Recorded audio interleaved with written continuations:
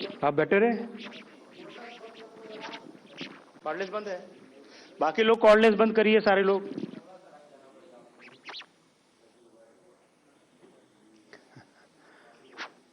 वैसे ये ठीक है, यहाँ पे स्क्रीन भी। साथियों नमस्ते। आज माननीय प्रधानमंत्री श्री नरेंद्र मोदी जी ने कैबिनेट में दो बहुत बड़े फैसलों को अनुमति दी है। पहला है आंध्रा और कर्नाटक को जोड़ने वाले बहुत एक इम्पॉर्टेंट इकोनॉमिक कॉरिडोर में रेलवे की 3rd और 4th लाइन, और दूसरा है केमिकल सेक्टर को एक टोटली नए तरीके से भारत में डेवलप करने के लिए एक नई स्कीम की घोषणा हुई, आज अप्रूव हुई है। और केमिकल भी सेमीकंडक्टर की तरह एक फाउंडेशनल इकोनॉमी है, फाउंडेशनल इंडस्ट्री है, इसलिए बहुत इंपॉर्टेंट था इस इंडस्ट्री के लिए एक नए तरीके से सोचना। मैं दोनों स्कीम्स पे, दोनों पॉइंट्स पे आता हूं। पहला प्रोजेक्ट है जो कि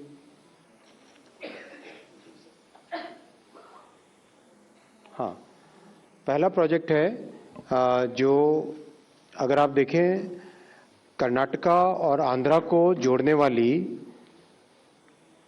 ये लाइन बेसिकली गुंतकल से बेल्लारी से होसपेट, होसपेट से हुबली और हुबली से आगे अंकोला की तरफ, अगर इस रूट को देखें, this is one of the most important economic corridors.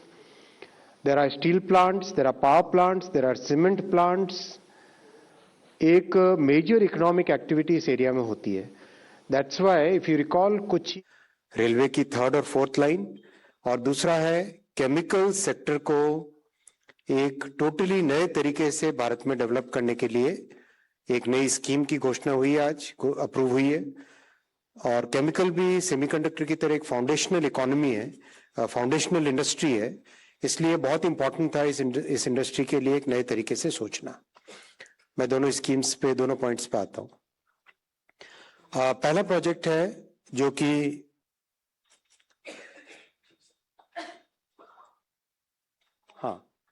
पहला प्रोजेक्ट है जो अगर आप देखें कर्नाटका और आंध्रा को जोड़ने वाली लाइन बेसिकली गुंतकल से बेल्लारी से होसपेट, होसपेट से हुबली और हुबली से आगे अंकोला। मेजर ब्रिजेस हैं, 52 माइनर ब्रिजेस हैं, और 3 साल का ये प्रोजेक्ट का ड्यूरेशन है। करीब करीब 80% of the land is already available on this alignment.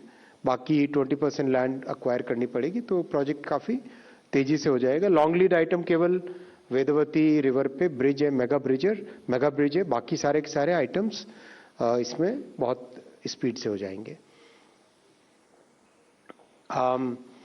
जैसा आप जानते हो, अगर रेलवे से किसी कार्गो को ट्रांसपोर्ट करें तो हाईवे के कंपैरिजन में 89% लेस CO2 एमिशंस होते हैं, यानी it is 89% less polluting compared to highway transportation, road transportation. Secondly, cost wise it is significantly lesser compared to road transportation. Cost कम है, पोल्यूशन भी कम है। दैट्स वाई दुनिया में बहुत सारे देशों ने रेलवे को प्रायोरिटी दी है, और माननीय प्रधानमंत्री श्री नरेंद्र मोदी जी ने 2014 में जिम्मेदारी लेने के बाद से कंप्लीट रेलवे सेक्टर को ओवरहॉल करने का, ट्रांसफॉर्म करने का लगातार प्रयास चल रहा है। जैसा कि आप जानते हैं, रेलवे इज नाउ 99.6% इलेक्ट्रिफाइड, और वर्ल्ड का largest electrified railway network Bharat बन गया है।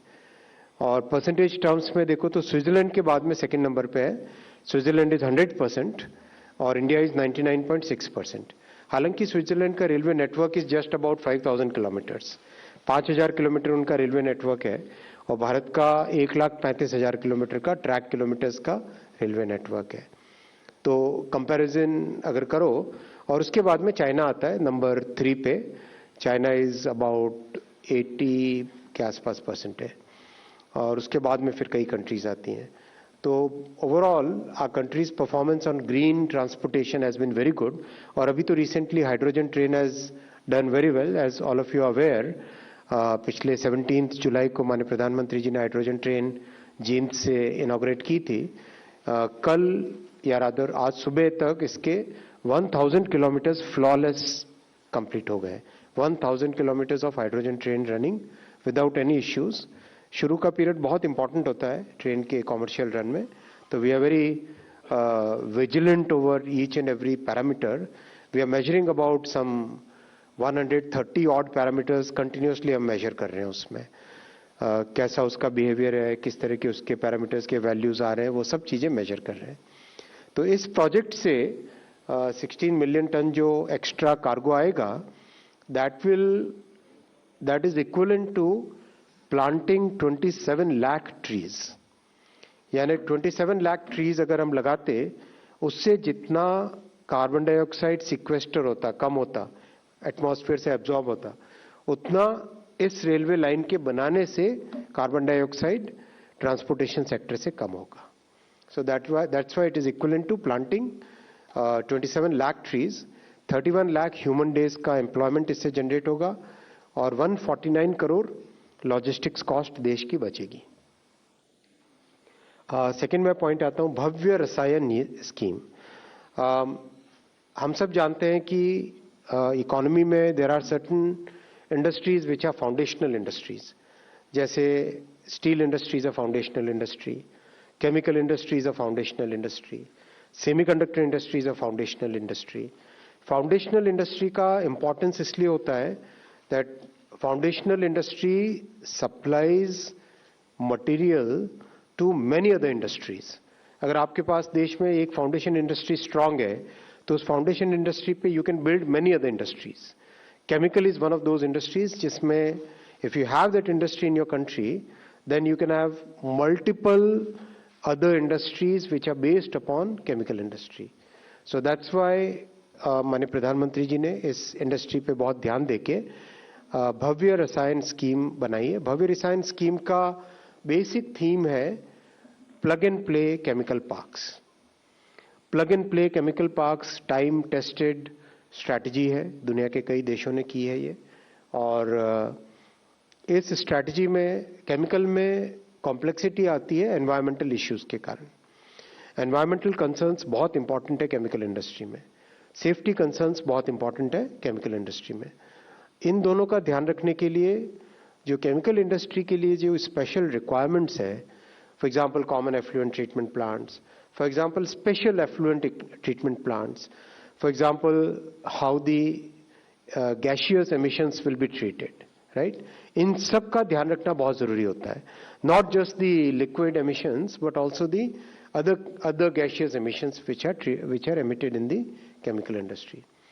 Then safety becomes very important because workers की safety और इसके अलावा जो भी आसपास लोग रहते हैं, जो भी काम उस एरिया से जुड़े हैं, उन सब की सेफ्टी. तो इन सब को ध्यान में रखते हुए 3 डेडिकेटेड केमिकल पार्क्स बनाए जाएंगे. These 3 dedicated chemical parks will basically be selected through a challenge mode.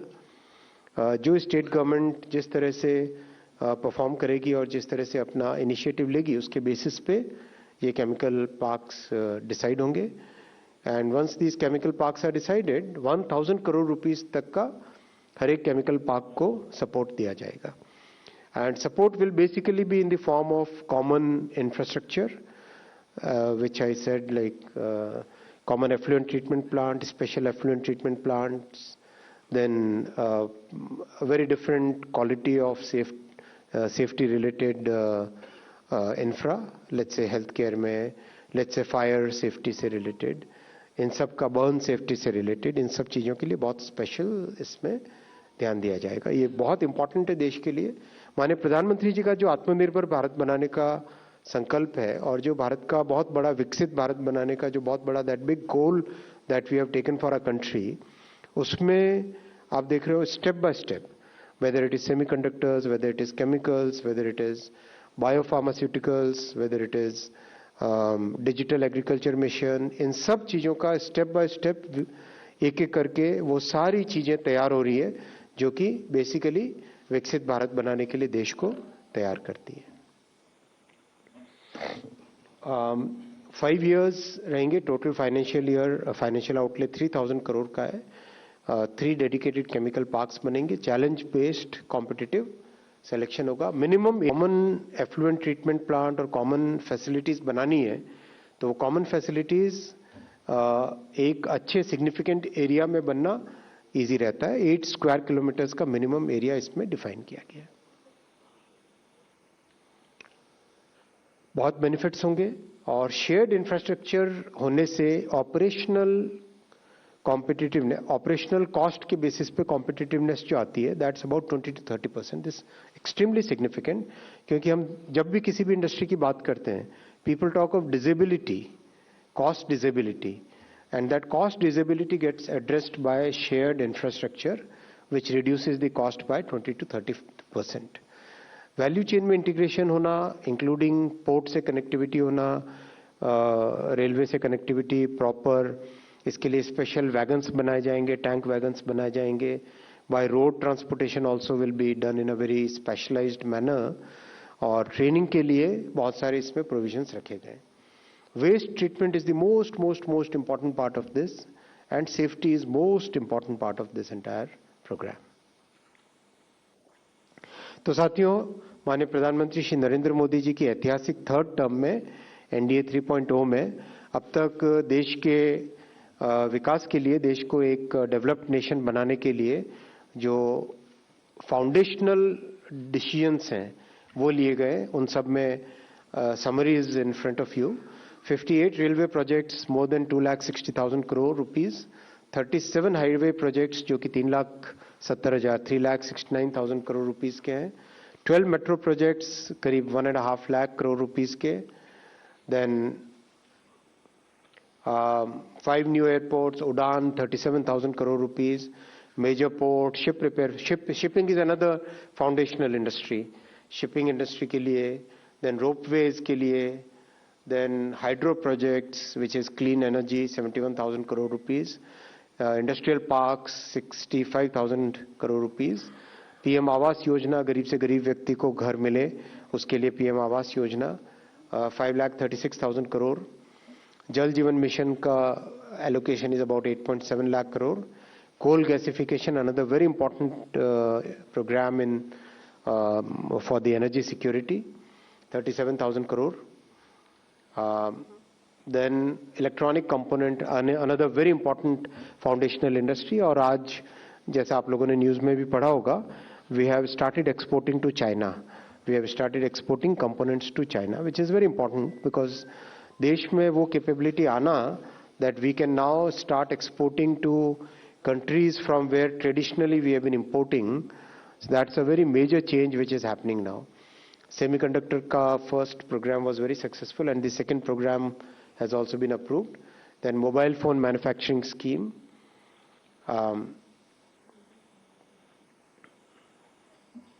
आज आपका सिस्टम में प्रॉब्लम है कुछ। So total infra projects worth more than 28 lakh crore। Thank you friends, I'll take the questions वहाँ पे बीच में।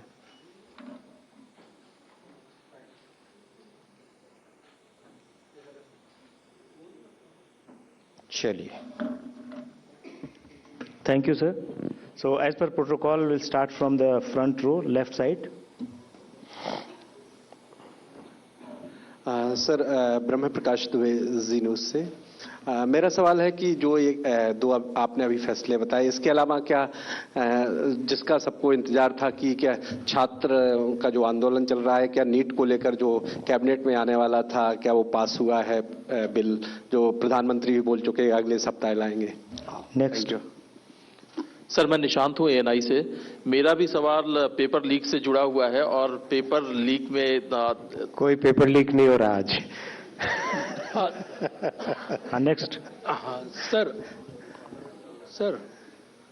हाँ, सवाल ये है, प्रधानमंत्री ने एक वीडियो संदेश दिया, पेपर लीक को लेकर देशवासियों को आश्वस्त किया और बड़ा मैसेज देते हुए कहा गया कि कानून लाया जाएगा।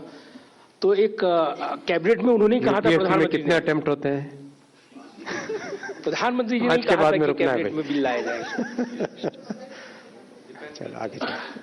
सर, मैं धुरेंद्र, मैं न्यूज नेशन से। चूंकि कैबिनेट ब्रीफिंग पर सबकी निगाहें इसीलिए टिकी हुई थी कि कोई अमेंडमेंट या फिर कड़े कानून बनाने के लिए कोई बड़ा फैसला जो है सरकार आज लेगी, तो जाहिर तौर पे इस पर सबकी निगाहें टिकी हुई हैं और मुझे लगता है कि अगर कुछ इस संदर्भ में हुआ है तो आप अवगत कराएंगे। चलो आगे चले। नेक्स्ट पेज, सेकंड रो।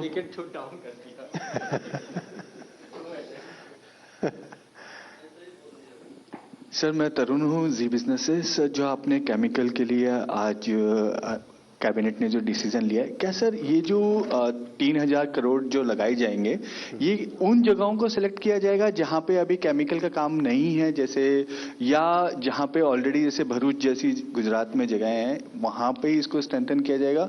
और सर जो 1,000 करोड़ आपने पर पार्क की बात करी है, तो सर कितना % हम ये माने कि टोटल कॉस्ट का ये होगा जिसमें आप 1,000 करोड़ पास करेंगे? Thank you. बहुत अच्छा क्वेश्चन है, मैं इसको नोट करके रखता हूँ एक साथ। Yes. Sir, Harsh Kumar from Mint newspaper. Sir, a couple of questions. One is, sir, about that rail network thing. So, is it a part of this FY27 budget only, or there is any separate provision you have made? Also, since states are involved, so any kind of contribution from state side. So, second question is related to the protest which is happening. So today, the CJP leaders met JP Nadda and MOSP PMO. So any update if you can share with us, like which was discussed in the cabinet. Thank you. Next. Anybody from the right side, center? 76. Sir attempt एक और add कर लीजिए sir. कोई cabinet में ऐसा कोई bill आया था सर जिसमें 10 साल की सजा का प्रावधान रखा गया, 10 करोड़ रुपए का जुर्माना रखा गया? ओह, Anybody from right side? तो पूरा खुल जाता है। Highest to 249. देख रहा हूँ कोई आंसर इसमें लिखा हुआ। Vrinda. Yes. पेपर है इसके अंदर। Yes, Vrinda. Sir, Vrinda from the print. Can you tell how many FIRs cases have been filed under the existing anti-cheating law of 2024, and if there are any arrests or convictions that have been चलो made? मैं cabinet से related सारे questions लेता हूँ। Chemical new भी हो सकते हैं, ब्राउन फील्ड भी हो सकते हैं।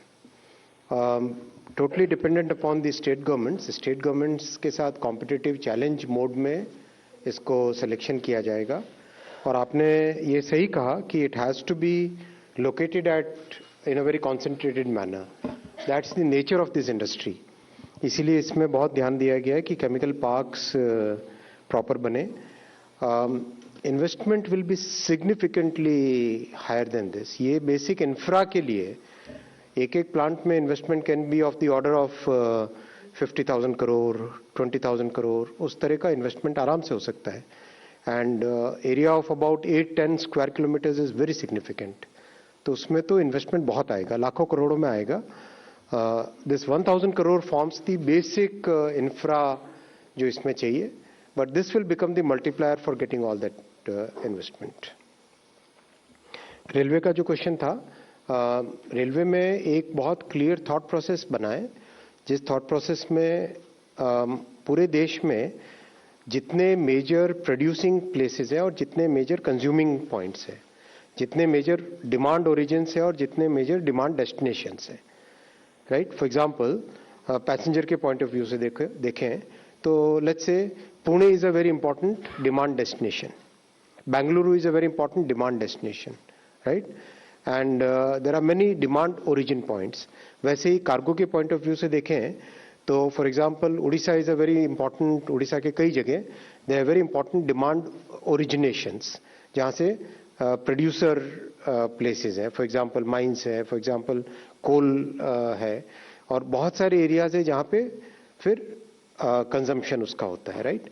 तो इसका कंप्लीट मैपिंग करके over period of almost 14 months we have done a detailed planning which will be good for next 20-30 years. And this plan itself is very dynamic plan. अगर कोई कल नया प्लांट कोई अनाउंस करता है, राइट, तो उसके हिसाब से उसको आप मॉडिफाई कर सकते हो। ये सब सोच के एक लॉन्ग टर्म थिंकिंग के साथ प्रोजेक्ट्स डिफाइन किए गए, और इट्स अबाउट एक एक करके सारे प्रोजेक्ट्स आपके सामने आ रहे हैं। It's a very comprehensive plan, I would say. We have used the PM Gati Shakti portal for this, and we have used data from industry, primarily from the industry, and a lot of historical data has been used. Demand कहाँ पे होती है। तभी आप देखोगे पिछले ये summer season गया और उससे पहले होली गई और उससे पहले दिवाली छठ गई, तो जनरली जो पहले जैसी परिस्थिति थी वैसी नहीं है, सिग्निफिकेंटली इम्प्रूव परिस्थितियाँ हो गई है। Thank you friends.